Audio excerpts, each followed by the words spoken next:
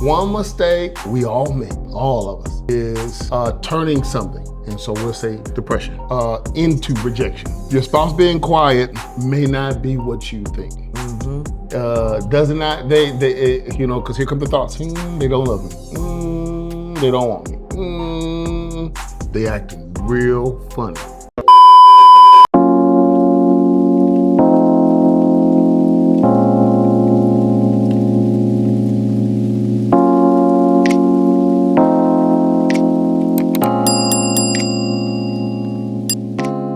I know for sure y'all have missed us, but we missed y'all too. So listen, we back, right? Nobody really prepares for loving somebody through depression.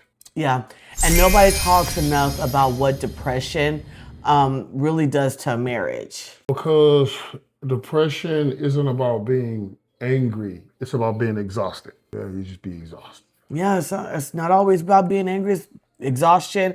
And then sometimes they don't need fixing, they just need to be heard and understood. Yeah, man, it's the heavy seasons that can sometimes, make marriages fall apart. It can just stretch it and pull it apart, or it could teach you how to love deeper. It's really up to the people and what they're willing to endure or get help with. Yeah. So welcome to Love and Bars. And I'm Apostle Mac, aka P Mac.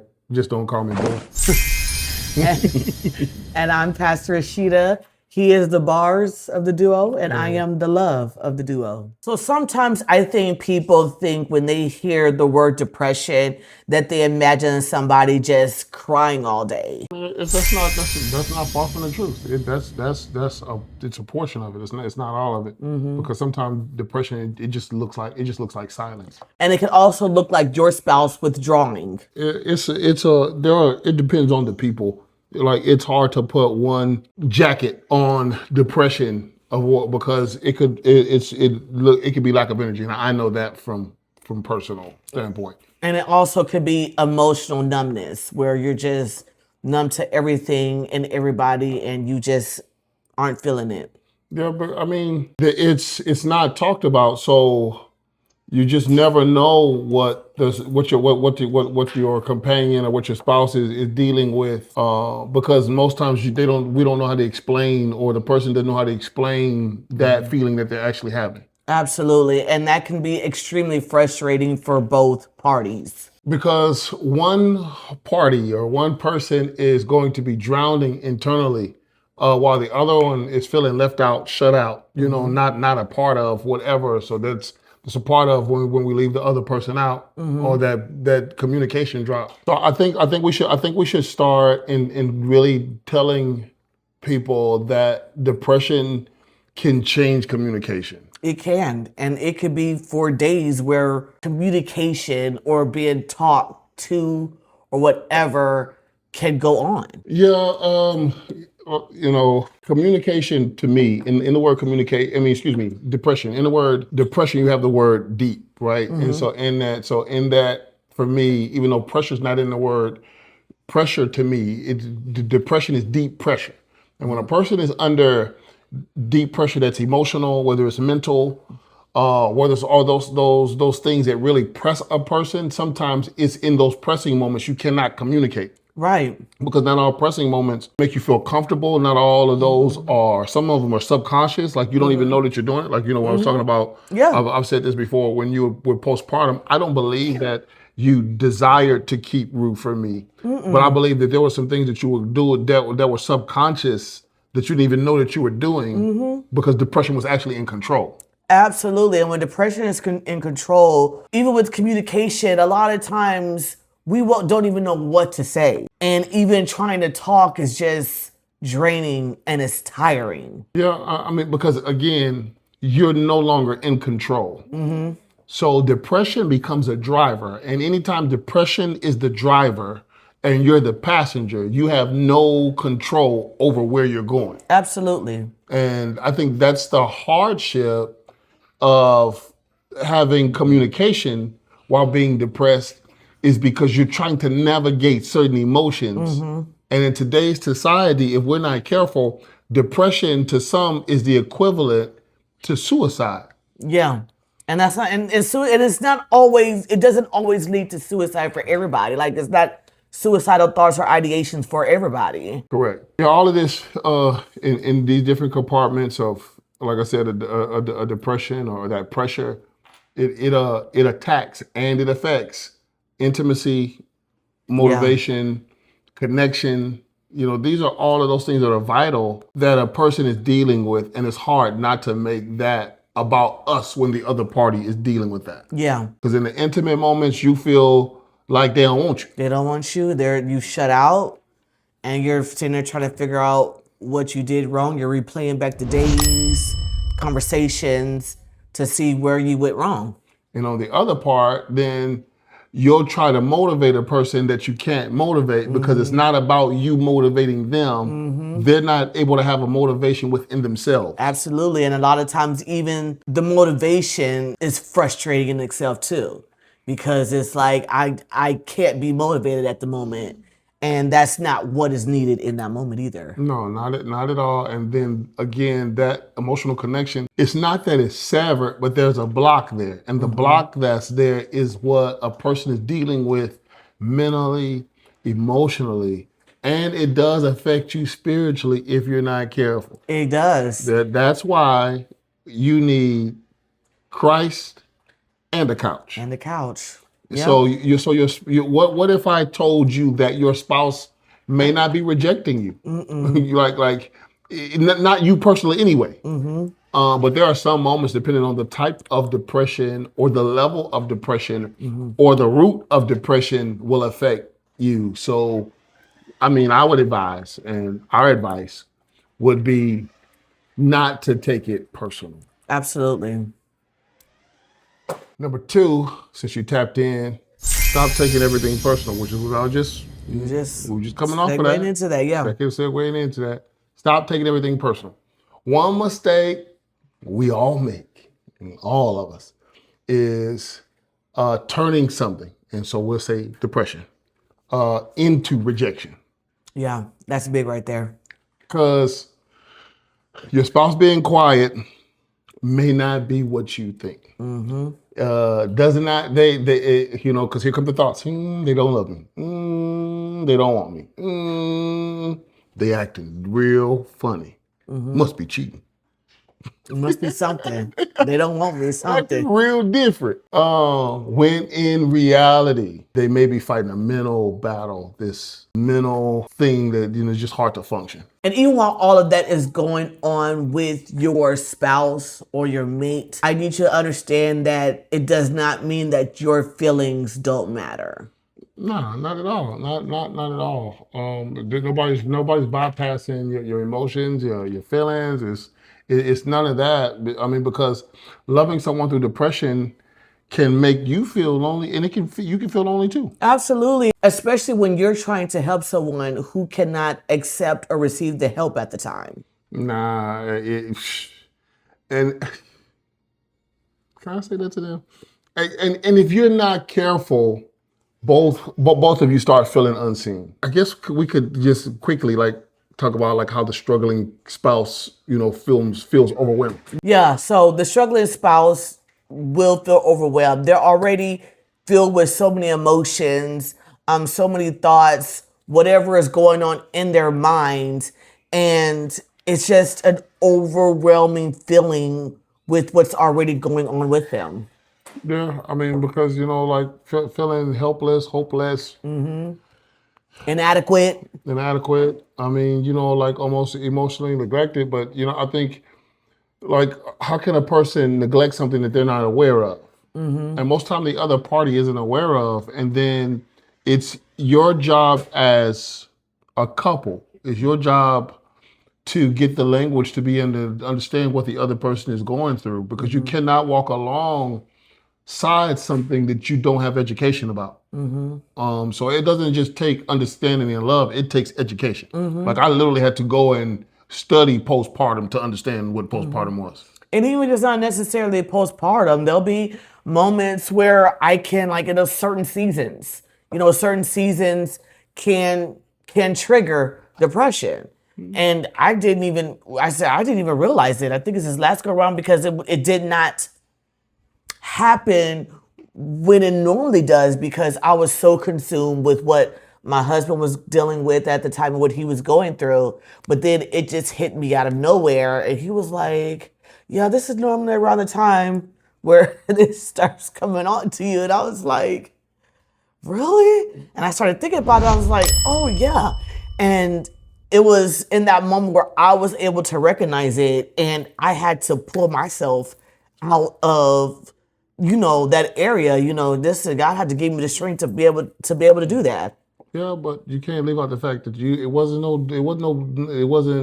dig like normal. It wasn't. No, it not, wasn't. It really wasn't. But that's because you also can't neglect, and y'all can believe what you want to believe. That we ain't trying to force nothing on you. But you also went through deliverance for a lot of this stuff. I did. I had, the Lord told me to get rebaptized. I did, and just so happened, our pastor was like, you've been going through this cycle. And sure enough, it came, and I was like, yeah, no. So listen, y'all can have it. Y'all can have at it in the comments. Y'all ain't gotta believe, but experience trumps everything that y'all saying. So Experience trumps it all. It is. So listen, this our experience. So if it ain't happened to you, I pray that you experience some form of supernatural thing that helps you have an understanding an encounter, of who he is that can't be challenged by the peanut gallery. Absolutely. See you on the next one. So the next segment or the next point is that you cannot love depression out of someone. I think some people genuinely love hard, but still don't know what to do in those moments. Yeah, I mean, because you can't love isn't enough for mental exhaustion. It's not. No, you can't love me out of that. Absolutely not, because in those moments, and I can only speak for myself, when he's trying to love on me in those moments, it's hard for me to accept it. It really is, because I don't feel lovable. And it's just, I can't explain, it's just too much. But we have to remember that even in those moments, that's why support matters. Yeah, so support matters, and support isn't always money. So don't go wasting a whole lot of money trying to prove your point. I gotta prove my love. No, listen, that ain't, because it's not a love issue. It's not a lack of love for you issue. So don't do none of that. Support matters. Yes. And you have to talk enough to your spouse or your partner enough to know what type of support they need from you in that. And you have to think, and I hear that, but sometimes we don't even know what kind of support we may need. Well, if the seriousness of going through means you're going to get help, whether that's pastoral counseling, whether that's a therapist. So there is a way to define that, because you did. Do you know what I'm saying? Like, I'm not saying this works for everybody. I'm in therapy currently, right? You did that, and you were able to tell me, hey, this is what this is. In this, yeah. So I'm not going to let nobody that watches this video off with the fact to say you may not be able to communicate it in the beginning. But at some point you should be able to communicate what support looks like, because if you can't communicate what support looks like, then your partner can't help you. Right. And we have to also remember too that just because what happened during one depression episode does not necessarily mean that's what your spouse or your mate needs in this next one. And that's why I'm a stickler now for me going through and being a life coach and doing, these other avenues, is that just because you feel better at one moment doesn't mean you should hop out of any form of counseling. Because you can communicate to a counselor what you can't communicate to anyone else who can guide you through your feelings. Or even if in that session you don't even understand and they don't understand, at least you've got it out and you've heard yourself say it and not being judged. You don't want to say certain things to your partner. You want to say certain things to your pastor without that thing of feeling judged, because counseling matters. It matters on every level. I don't, like I said, again, whether it's your pastoral therapy, counseling matters. It does. It does. And not only does counseling matters, but rest matters as well. And the more you're able to communicate, the healthier the conversations become. Absolutely. And sometimes believers struggle admitting they're mentally tired because they think it makes them look weak, which I don't even know where we got that mindset from or how it was. Don't Yeah, feel no wisdom. That's why, yeah, you know, because I come too far, right? I've come too far. Yeah. But how did you come this far? You Yeah. come this far. But I mean, shoot, But we get tired sometimes, mentally, physically, and emotionally. It happens. Jesus had to rest. He had to rest. His flesh, Yes, it's like absolutely. the flesh portion of him had to rest. And this is the flesh we live in. It gets It tired. gets tired. It gets weary. It gets worn. It gets worn, and we got to get refueled. We got to get it poured into, and all of that. Depression does not mean, or being tired does not mean that you don't love God. These are all things that were either taught wrong Yeah, or taught right and received wrong, yeah, or just unaddressed, and we were left to misconceptions of reading the top of the word only. absolutely, absolutely. And needing help does not always necessarily mean that you're broken. No, not at all. Not at all. Prayer and support can coexist. You know, so like I don't have to be broken for prayer to be the thing that's needed. Absolutely, because we should always be praying. Always. Always pray without ceasing. And so, you know, with especially my background, the mental health, you know, struggles should not automatically be shamed spiritually. And so with me being heavy over here on this side and then coming into the mental health space, I realized that if we're not careful, depending on, I don't want to say that. It's some pastors that demonize what people actually need. Okay. And so, but because there are some people who actually need counseling Yeah, outside of the altar. Now, absolutely. we need an altar. We do. We need an altar. You hear me? We need an altar. We need deliverance. We do. We need the word. Yes, we do. We need to know what the word says about somewhere in there what we're dealing with. But you need a counselor. We need a counselor. And some, not all, leaders have a way of making you feel like your mental health is a demon. Like you just, like I'm possessed, you know, we don't, I'm using the word possessed. I know better. Oppressed, yeah. I know better. But I'm saying, you know, in the world, that's what they say. You know, like, they say that. you know, like, you know, oh, he is. So then you automatically go through all these phases. It's something. Something wrong with me. Now, is there something wrong with you? Of Yeah. course, but you know, But not in the way that they're right, Yeah. right. And so it becomes difficult because one, I don't want to climb up a wall because you know now I got this demon in me. That means I'm gonna climb up a wall, you know, whatever. My neck gonna be spinning, you know, whatever, you know, all this. But the truth of the matter is that's what I love about our leadership and those leaders who we're connected to and people who actually come into this health space to understand the healthy believer not only knows Christ, but the healthy believer also knows counseling. Get you a Christian counselor if that's what you know. Like it don't have to. They don't have to be worldly. But we got to get to that space where we're doing that and they're not ashamed, so that we can get the spouse to be a spouse and not a savior. a spouse to be a spouse and not a savior. And I think that's a lot of pressure to put on your spouse because they're not your savior.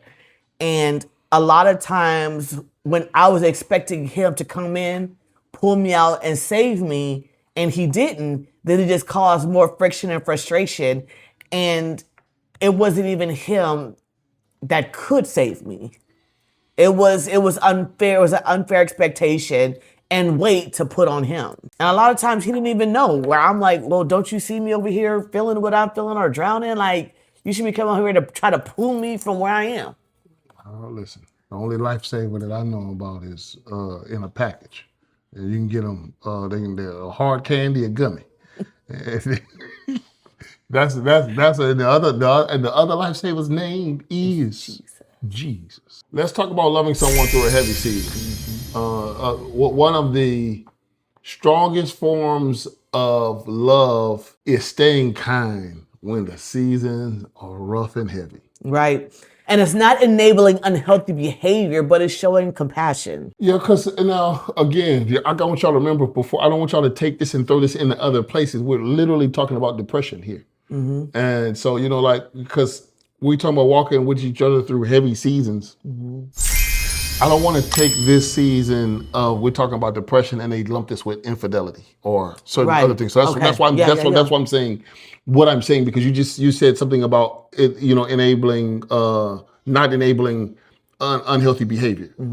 Now, if we're not careful, hear me when I say this, there are some depression can drive a person to make some horrible decisions and some bad things, and because they're so emotionally out of whack, right? And it could be drugs, it could be porn, it could be Whatever. yeah. There are several things, right? So the heavy season can look nasty. I got to be honest. The heavy season could look away, and man, sometimes your spouse just doesn't need solutions first. No, they need safety. They need to feel safe and secure and affirmed. And I mean, like, these are some of the questions you got to ask yourself right now. Like, do you feel safe? Like, is your relationship a refuge, or do you need a referee? Like we grew safety. If I told you that it's automatically present, safety is not automatically there. Safety is something that two people have to decide to prepare a way for it to be that way, because that wasn't always the case. That wasn't always the case with us. It wasn't that way, and those ones who counseled us can tell you that it wasn't always that way. So when you see the safety of us, or what looks safe, it's because we really fought to make things be this way. And not just a safe place, but sometimes love could also look like patience. It's the opportunity.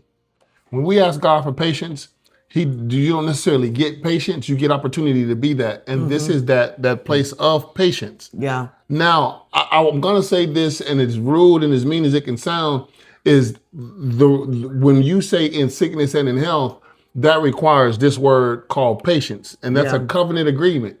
Like it or not, however you want to say it, and you boil it down to the least thing to make it simple, is that's a contract between, man and woman, God ordained. You would like to pray so. That's not the same in singleness. And it's not until you're married that you're not single. Even in the engaged phase, you're still single. Right. So the level of commitment, and I know this is going to sound mean again, but the level of commitment that covenant has is not the level of commitment that you always get in the dating phases. I got to stay through this. I got to stay through that. I got to have. You don't. Just not the same. Y'all gonna be mad at me. I know this is gonna be some kind of clip. It's gonna be some kind of whatever, and that's just the truth of it. That's why in those stages it's called courting. You got to figure out what you're willing to, who this person is, and all of their quirks and things. You got to figure out all of that, because you're not required. I'll be quiet.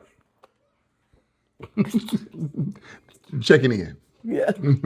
Yeah, sometimes it's just checking in, or just sitting in silence, because even in those moments of whatever we're going through or dealing with, it is so loud in our head that it's just sitting in silence, TV off, nobody talking, just silence.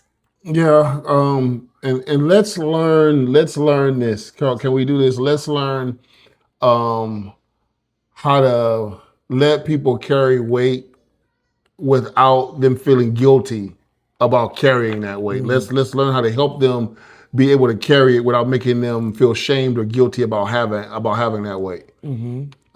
Because in this arena, it's gonna take heavy seasons require teamwork. Absolutely. And so you got to be able to believe that your teammate is going to help you without shaming you and making you feel guilty about what they got to help you with. Absolutely. Compassion matters more than constant correction. Yes. In those places, you can't constantly be nagging and trying to correct every little bitty thing during a person is trying to gather themselves emotionally, deal with those emotional battles. Yeah. And then emotionally safety is what's Emotional going to help safety. with healing. Absolutely. So before we close, I just want to say that I think one of the most powerful things that you can hear in a hard season is, I'm not leaving you just because you're struggling. Yeah, that's rough, man, and that's hard, man. But one of the hardest things to do is love somebody consistently while they're trying to find themselves again. Absolutely. But real marriage isn't just loving each other in strong seasons. Will you hold me in the weak season? Because it's easy to hold me in the strong. It is. Man, it's learning, man. And I just think about our journey. Like that's. I'm glad that we give the opportunity to. I'm glad we have the opportunity to tell people the journey of us getting to where we are, because this thing is really learning how to hold each other together, even during the weak ones. I don't know, man, but if y'all ain't got nothing out of this, then you don't really know what love and bars is really about. Two blessed people who fought storms. She became the love of our relationship. We created a rhythm, and we bar for bar now. So listen, you tuned into one of the greatest upcoming podcasts that you can have. Like, subscribe, share, and when you comment, realize that we're human. So be careful what you say, because you might catch me on a bad day. Either one of us. See you in the next one, man.